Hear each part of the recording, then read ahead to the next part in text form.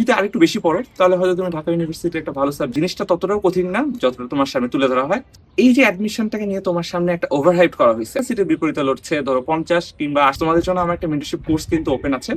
HSC 26 তোমাদের board পরীক্ষা already শেষ। চট্টগ্রাম বোর্ডেরও আর কয়েকটা পরীক্ষার পরে পুরো বাংলাদেশে এইচএসসি কমপ্লিট। বাট তোমাদের এখন ইম্পর্টেন্ট একটা ফেজ, সেটা হচ্ছে অ্যাডমিশন ফেজ। আমার সামনে রোদ এখন ঠিক যেভাবে জলজল করছে, তোমাদের অ্যাডমিশন ফেজটাও ঠিক এই মুহূর্তে সেইভাবেই জলজল করছে, কারণ তোমরা আছো স্টার্টিং ফেজে এবং এই সময়টায় তোমরা থাকো ওভার হাইট এবং অনেক কিউরিয়াস। আসলে এই অ্যাডমিশন ফেজটা তোমাদের জন্য অনেক ইম্পর্টেন্ট, অনেক কঠিন। হ্যাঁ, ইম্পর্টেন্ট মানলাম, বাট তোমরা ভাবো এটা অনেক কঠিন, অনেক কম্পিটিটিভ, এটা হয়তো পাস করা পসিবলই না, বা এটাই খুব রেয়ারেস্ট মানুষজন এটা ওভারকাম করতে পারে, বা এখানে এটা করতে হয় ওইটা করতে হয়। ইভেন বাজারেও তোমাদেরকে নিয়ে চলছে নানান ধরনের বেচাকেনা। কিভাবে বেচাকেনা? অনেকে অনেক কোর্স বেচতেছে, অনেকে অনেক কথা বলতেছে। এন্ড তোমাদেরকে দুইটা লাইন আমি চেনাই দিই, দুইটার মধ্যে কয়েকটা লাইন। সেটা হচ্ছে যে ধরো এই মেডিকেল পরীক্ষা, এই মেডিকেল পরীক্ষায় একটা সিটের বিপরীতে লড়ছে 20 জন, 30 জন কিংবা 100 জন। বা শুনে থাকতেছো ঢাকা ইউনিভার্সিটিতে একটা সিটের বিপরীতে লড়ছে ধরো 50 কিংবা 80 এরকম। বাট তুমি বলো, আসলেই কি এতজন লড়ছে? এতজন কিভাবে লড়ছে আমি তোমাকে বলি। দেখো, ফর্ম কিনছে অনেকেই, কারণ ঢাকা ইউনিভার্সিটি বা মেডিকেল এই জায়গাগুলোতে কেউ আসলে ফর্ম না কিনে থাকে না।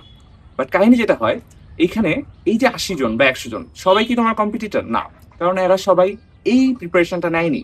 মোস্টলি দেখা যায় যারা মেডিকেলের ফর্ম তুলে তারা এখানে থাকে ইঞ্জিনিয়ারিং অ্যাসপিরিয়েন্ট, এখানে থাকে ভার্সিটি অ্যাসপিরিয়েন্ট, আইবিএ অ্যাসপিরিয়েন্ট থেকে শুরু করে অনেক। বাট দিন শেষে তারা কিন্তু ফর্ম তুলছে, এবং যেহেতু এটা একটা ফার্স্ট এক্সাম হয়ে থাকে সচরাচর, যেহেতু সবার আগে এক্সামটা হয়, যার ফলে হয় সবাই ফর্মটা তুলে। এবং তোমার কাছে এই যে এত বড় একটা নাম্বার, তোমাকে মিডিয়া বলো, লাইক ভাইরা বলো, তারা তোমাকে যে শুনাইলো যে 100 বিপরীতে 80 বা 100, তখন কিন্তু তোমার মধ্যে একটা প্যানিক চলে আসলো। তাহলে আউটকাম দাঁড়ালো কি? আসলে এখানে তোমার ট্রু ধরো কম্পিটিটর আছে 10 জন বা 7 জন, সেটা কিন্তু আহামরিও কঠিন না। সো এই যে অ্যাডমিশনটাকে নিয়ে তোমার সামনে একটা ওভারহাইপ করা হয়েছে, এই জিনিসটাকে কিন্তু তোমাদের এখন মাথায় রাখতে হবে।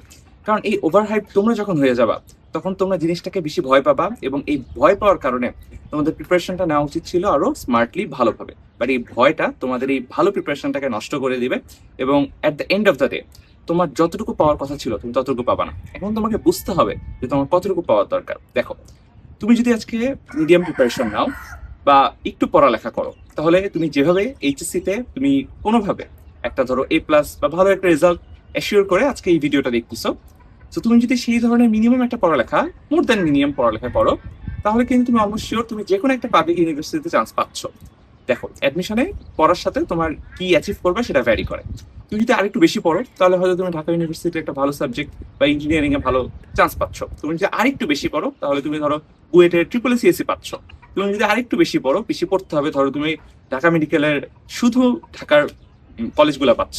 বাট তুমি যদি একটু মিডিয়াম পড়ো বা এভারেজ, মোর দেন এভারেজ, তাহলে তুমি কোনো না কোনো এক জায়গায় পাচ্ছ।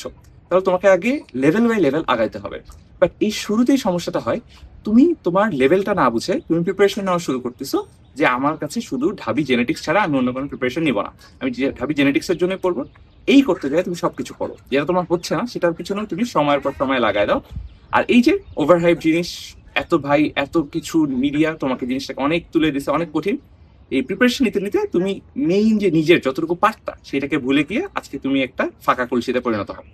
সো অ্যাডমিশনের শুরুর এই টাইমটাতে তোমাকে মাথায় রাখতে হবে জিনিসটা ততটাও কঠিন না যতটা তোমার সামনে তুলে ধরা হয়, আবার ততটাও সোজা না যতটা আসলে এখন তুমি মনে করতেছো। জিনিসটা তোমার এইচএসসি বা যে কোনো একটা এক্সামের মতো, দিতে হবে একটা এক্সাম, এখানে তোমাকে পড়তে হবে, স্মার্টলি পড়তে হবে, অ্যান্ড আউটপুটটাও তাহলে স্মার্ট আসবে।